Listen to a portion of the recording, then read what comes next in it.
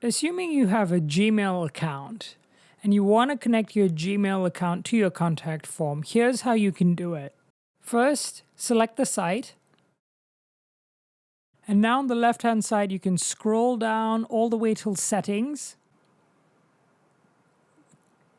And here again, you can scroll down all the way till you get to inbox settings. And then under inbox settings, click email. And over here, you can connect your Gmail account. So I'm going to select connect Gmail. And then it's going to ask you which Gmail account you want to connect it to. And you can just allow. So now my Gmail account is connected to my website.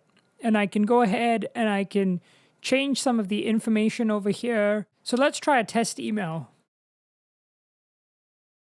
Now I'm going to go to my Gmail and have a look at how it shows up. And it shows up like this.